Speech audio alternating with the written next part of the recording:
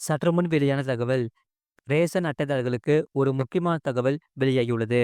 அத பார்க்குறதுக்கு முன்னாடி, நீங்க நம்ம சேனல சப்ஸ்கிரைப் பண்ணாம இருந்தீங்கன்னா, மறக்காம லைக் பண்ணிக்கோங்க, சப்ஸ்கிரைப் பண்ணிக்கோங்க. உங்க நண்பர்களுக்கு தெரியப்படுத்தவும் ஷேர் பண்ணுங்க. அதாவது, தமிழக அரசு மூத்த குடிமக்கள் மற்றும் மாற்றுத்திறனாளிகளுக்காக புதிய சிறப்பு திட்டத்தை அறிமுகப்படுத்தியுள்ளது.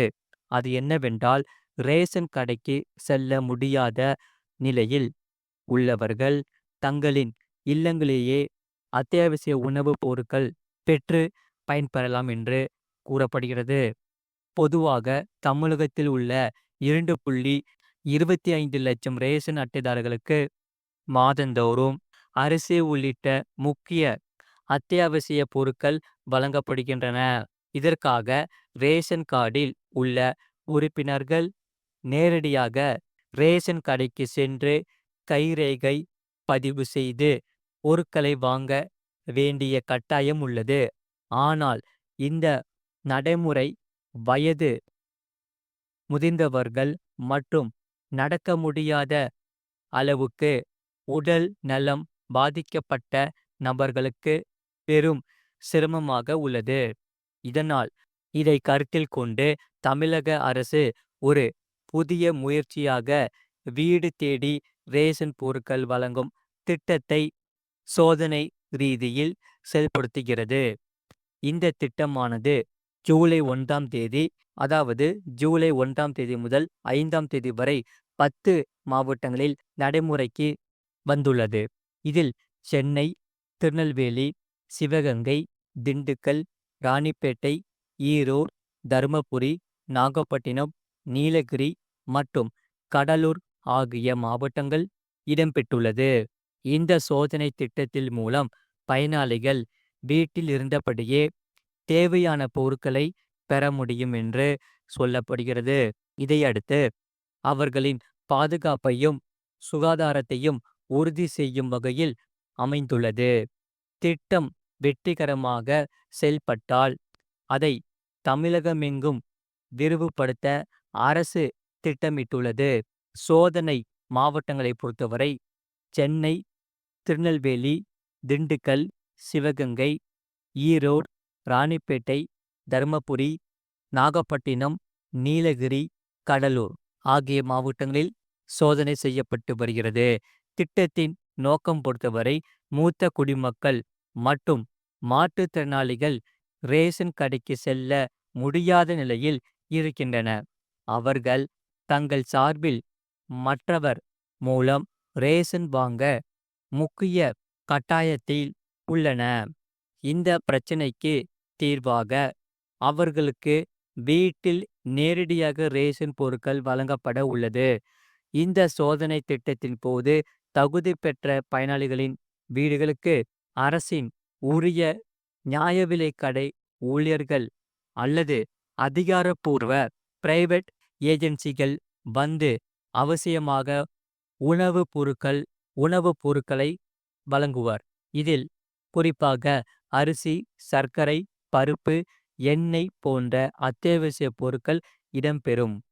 எனவே இந்த முயற்சியானது முதியோர் மற்றும் மாற்றுத்திறனாளிகள் மட்டுமின்றி சமூகத்தின் பல்வேறு பகுதிகளுக்கு ஒரு மாதிரி திட்டமாக அமையக்கூடும் என்று சொல்லப்படுகிறது. சோதனை திட்டம் வெற்றிகரமாக அமையுமானால் இதனை தமிழகம் முழுவதும் விரிவுபடுத்துவதற்கான வாய்ப்புகள் அதிகமாக உள்ளது என்று சொல்லப்படுகிறது. இந்த திட்டத்தின் வாயிலாக தமிழக அரசு நியாய விலைக் கடை சேவையை மொபைல் சேவையாக மாற்ற மேலும் மாடர்ன் டிஜிட்டல் நுட்பங்களை கொண்டு வர திட்டமிடுகிறது. ரேஷன் சேவையை அனைவருக்கும் எளிமையாக சமமாக கொண்டு சேர்க்கும் இந்த திட்டமானது தமிழகத்தில் சமூக நீதி மற்றும் உரிமை அடிப்படையில் ஒரு முக்கியமான முன்னேற்றமாக கருதப்படுகிறது. அது மட்டும் இல்லாமல் செல்வ மகள் சேமிப்பு திட்டத்தில் வந்த நல்ல செய்தி, தரமான சம்பவம். அடுத்த 4 மாதம் ரொம்ப முக்கியம். அதாவது பெண்களுக்கான செல்வ மகள் சேமிப்பு திட்டமானது வழங்கப்படும் வட்டி விகிதம் அடுத்த 4 மாதங்களுக்கு மாற்றப்படாது என்று அறிவிக்கப்பட்டுள்ளது. இதனால் ஜூன் மாதம் முதல் தொடங்கியுள்ள காலாண்டிலும் தற்போதுள்ள வட்டி விகிதமே தொடரும் என்று சொல்லப்படுகிறது. செல்வமகள் சேமிப்பு திட்டம் வட்டி விகிதத்தை பற்றி இங்கே பார்ப்போம்.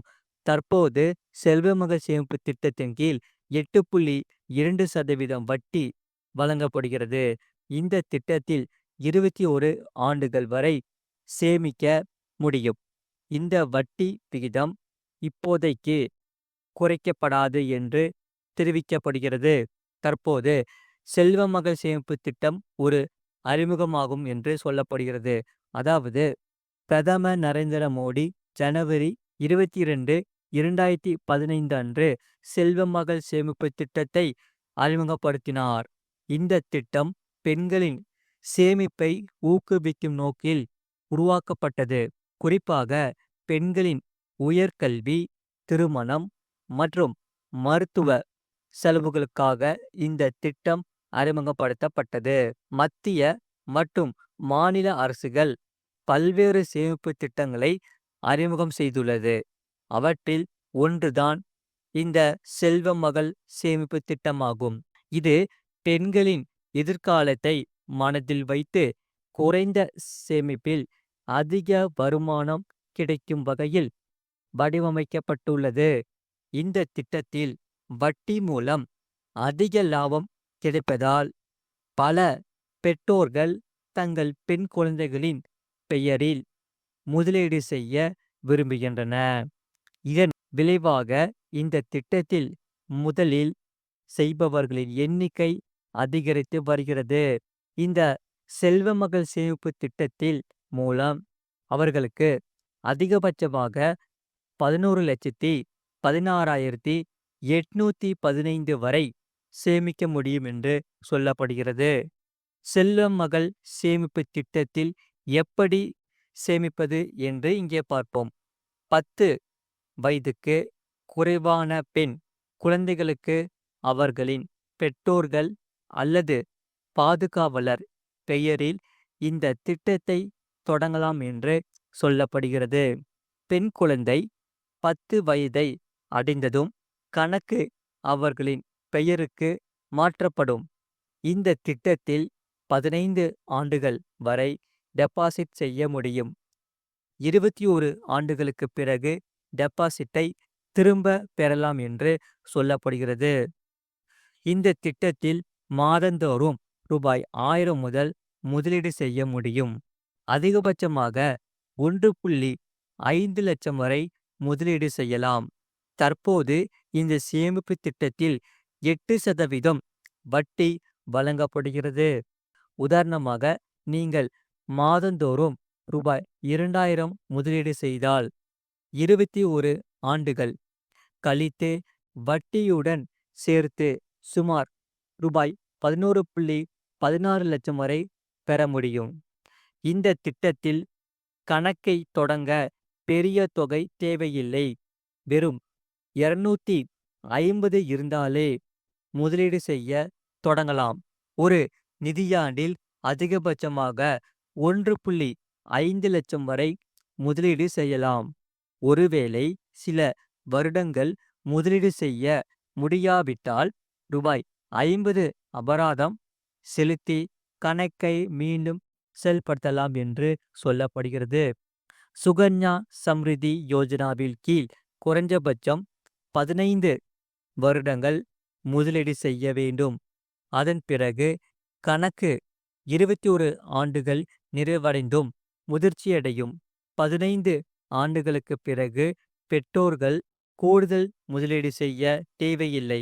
மீதமுள்ள 6 ஆண்டுகளுக்கு கணக்கில் டெபாசிட் செய்யப்பட்ட தொகைக்கு வட்டி தொடர்ந்து வழங்கப்படும் என்று சொல்லப்பட்டது. இந்த திட்டத்தில் தொடங்கப்பட்ட பெண் இடையில் வெளிநாட்டிற்கு சென்று குடியுரிமை பெற்றால் வட்டி நிறுத்தப்படும் என்று சொல்லப்படுகிறது. 21 ஆண்டு வரை வெளிநாட்டில் வேலை பார்க்கலாம். இதனால் அதிகபட்சமாக மாதம் 1.5 லட்சம் வரை டெபாசிட் செய்யலாம். ஆகவே செல்வமகள் சேமிப்பு திட்டம் பெண் குழந்தைகளில் எதிர்காலத்திற்கு உதவும் ஒரு சிறந்த முதலீடு திட்டமாக விளங்குகிறது.